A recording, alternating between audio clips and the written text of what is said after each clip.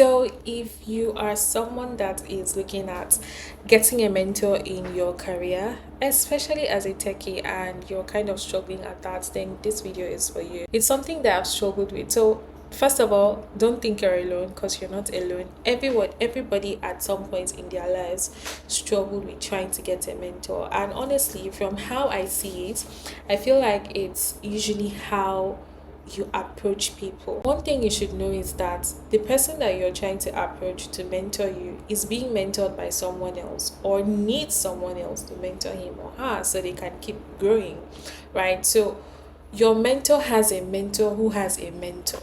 So look at it like nobody really has the time. But if you play smart, then you definitely get someone that will have the time for you. Let's be honest, yeah. Tech is very big and the internet is noisy. If you go to Google search, there's so many things. Like there's a lot of information overload. But the thing now is, how do you know which one to use? How do you know which resource to go to? How do you know what to implement? That is where a mentor comes in. A mentor helps you shorten that learning curve. It helps you filter out a lot of stuff. Because guess what? These people have walked the path that you're walking now. Like they've made all the mistakes. They've done all the things. Even if not all the mistakes, they have sure walked that path before you. And in your current level, they have done what you're doing, so that means they must have come across certain things that you are about to experience or you're about to do. And having them in your life simply means that the possible mistakes that you could make while in that level or that stage of your life, they would help you overcome it or they would help you just jump and pass, without any stress. So, mentors can actually show you what matters, they can show you what to focus on, they can show you what to ignore. So, you don't even have to consume everything that you see online. Mentors can also help you believe in yourself. Everybody at some point in their lives do experience imposter syndrome. You feel like you're a fraud, you feel like you're just doing what you don't know. For a mentor to hold your hand, it boosts your level of confidence because they would be your cheerleader, they would be your supporter, they are the ones that will tell you, no, you're doing this wrong, do it this way. And then, one thing you should know is that not every experienced person is the right mentor for you. That the person has walked the path before you or is in a senior level doesn't mean that that person should mentor you. There are lots of people that just want to live life, just want to do things and just want to move on. Like they don't necessarily want to mentor anybody, like just leave them alone. Right? So here's what to look out for when you are looking for a mentor. First of all, the relevance. Are they in the area of tech you're interested in? You cannot be a cybersecurity person and you go and look for a mentor in program management. It does not relate. I mean, you're going to learn stuff, but it's not going to be beneficial or relevant to you in your field as a cybersecurity person. So always look at the relevance to your niche or your tech field. The second thing to look out for is accessibility. So are they people that create content? Do they host office hours? Do they engage with community? Mentorship can come in different ways. You don't necessarily need to have a one-on-one with somebody to be mentored. You might just be following that person's content. You might just be following, that person's journey and you're learning from that person. That's also indirect mentorship. So you need to look out for the accessibility. Is this someone that you can easily just, reach out to? Are they active, so to say? The next thing is to look out for the values alignment. Do they share your approach to learning? Do they share your approach to growth? Do they share your approach to work life balance? Like, how do they work in general? Do you know what their process is like? Sometimes you might see two people doing the same thing, but one person resonates with you more because of maybe the kind of person they are or their personality, how they live life. So always check in to be sure that their values align with yours before you can get such person to mentor you. Another thing to look out for when you want to get a mentor is their track record of helping other people. So have they helped people before? Have you seen them mentor other people? I mean, don't get me wrong, people that have not mentored before can be great mentors, right? But you just need to be sure that this person is equipped enough to be able to mentor you.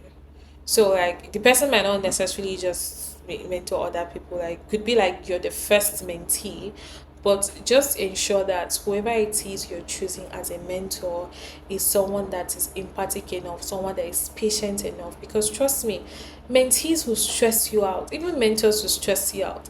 And you just need someone that would be able to understand that at this current level that you are, you need someone that is patient with you. So now let's talk about where to actually find these mentors. First of all, you do not have to DM any random stranger saying, "Hello, my name is this, please mentor me." There are various ways that you can do that, right? So take for instance Twitter and LinkedIn. You can follow people that are in your niche, people that usually share insights, people that write articles, people that engage in discussions, people that share content in general. For tech communities that you can join or belong to, you can join tech communities like She Code Africa, Dev Career, GDSC, Friends of Figma. There are also some communities on Discord and Twitter. You would find people, you would find thought leaders there that are doing something that you want to be a part of. The third thing is open source and hackathons. You first of all, you don't need to be a pro to contribute to open source or participate in hackathons. You're there because you want to meet people. You're there because you want to meet like minds. Half the time, people that participate in hackathons or most of these programs are people that are well knowledgeable. So it's going to help you build that network, and you eventually find someone that is interested in what you're doing as a person, and directly or indirectly they will mentor you. The next place to find a mentor is at events and meetups. If you're not someone that likes to attend meetups or likes to attend tech events, then I think you need to get your ass, dress up, leave the house, and start attending events. Like, I cannot emphasize this enough. Like, you find different calibers of people at events. The people you see on Twitter or LinkedIn that you probably will send them a DM and they don't respond to you, you find them at events. Here's the hack: if you see or know any tech events that is happening around you, check the lineup of speakers. If there are people that you're interested in meeting, wear your clothes, go out. When the speaker is done, walk up to the person, introduce yourself, tell the person, "Oh, I enjoyed your session. This is what I learned, and this is what I do. I want to keep in touch." Try to bring something that resonates with that person. The next thing is that you can engage with creators. So, creators in your niche. Again, remember, I said that you don't necessarily need to have a one on one conversation for someone to be your mentor. You can engage in their content. They might be sharing content and it's indirectly inspiring you and it's indirectly helping you learn. So look out for creators in your niche. Could be YouTube creators, could be people that write articles, could be people that create podcasts. Comment and share and build relationships. Engage with what they are doing, because over time they're going to notice you. And see, if someone walks up to me and tells me, "Hi Bella, my name is this, and I'd love to connect with you, or I'd love to learn more about what you do, or I'd love to do this, I'd love to do that," I would not really be that interested. I mean, I'm going to give the audience, but I'm not going to be that interested. But if someone reaches out to me and says, "Hi Bella, I watched your YouTube video on XYZ and it really resonated with me. This, that, or I read your article on this." Like, it shows that that person is somewhat connected with what I'm doing. You're following up on the activities that I'm doing, the articles that I'm doing. It's gonna get my interest more, because then I know that you're already in flow with what I'm doing. So it won't be that hard to keep up the conversation. So now you've heard all that. One thing that most people do or get stuck at is how to approach mentors. Instead of saying, "Hello, will you be my mentor?" or "Hi," and then you wait for the person to respond. "My name is this," and then you wait for the person to respond. Say something like, "Hello, my name is Lady Bala. and I admire your journey in DevRel. I am just starting out, and you know, I've been following your journey. This is one thing I wish I knew earlier. This is what I wish I can learn. Kini, kini, kini. Like, just try to build up a conversation. First of all, introduce yourself. There has to be something that catches the interest. I can't start talking to you or get like find an interest in you if you don't tell me what you do, or if you don't tell me the efforts that you've put in. Aside from reaching out to someone and telling them that you've been following their contents, blah blah blah blah, or following their journey, you can actually reach out and ask for help. Now, you're not just reaching out and asking for help. Quick story. When I was actively designing, I had a mentor, Namsokbana. It was a very short mentorship period because he got busy. But then, during that short period of time that he mentored me, I learned a lot of things. There was this particular day where I can't remember what he asked me to do, but then it had to do with KPIs.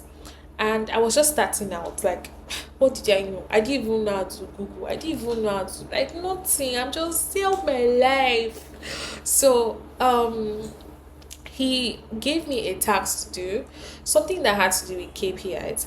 And I didn't do that task for like a week plus. I kept sending him a message. Please, what is KPI? Please, what is KPI? Please, what is KPI? And he didn't answer me. He read the messages and he didn't answer me. After almost 2 weeks, I asked him again. He did not answer me. Then we had a call to talk about something because there were other tasks. So in as much as I didn't do the previous one, like he kept giving me tasks, right, which he was supposed to review. I think on one of those calls, I asked him that I'm sorry I've not done the first task. This is my challenge. I don't know what KPI is. And he asked me, Mfonobong Umondia, have you Googled? Ha! God. That was a slap in my face. I felt so ashamed of myself because I could have easily just Google what is KPI. And I would have gotten an idea of what I was looking for. But I was so laid back that, oh, my mentor is going to teach me, my mentor is going to do this, and I didn't take a lot of responsibilities, right? So for you to attract someone who could potentially mentor you have to start with value. You have to show the person that you self, you're not a small person. You're putting in the work, right? You're putting in the work, you're also learning, you're also making your research. That way they see that, okay, oh, this person is not just relying on me to go and make research and come and teach him or her. They're also doing their stuff, and they're going to teach you more. They would be more than happy to teach you, to mentor you.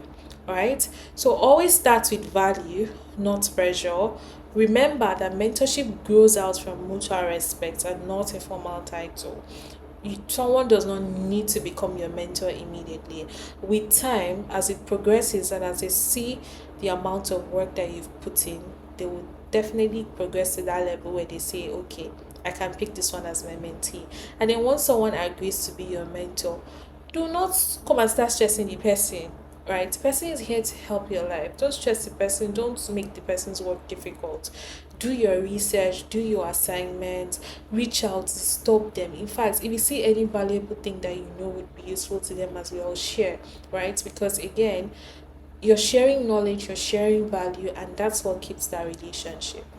So, how to actually be a good mentee? First of all, once you find a mentor, the real work begins from there, right? And here's how to keep up with it. First off, you have to be prepared. Respect their time. Come with questions. You don't have to, if you have a call with your mentor, you don't have to start waiting until they come and they ask you, what did you do? How did you do? What challenges are you having?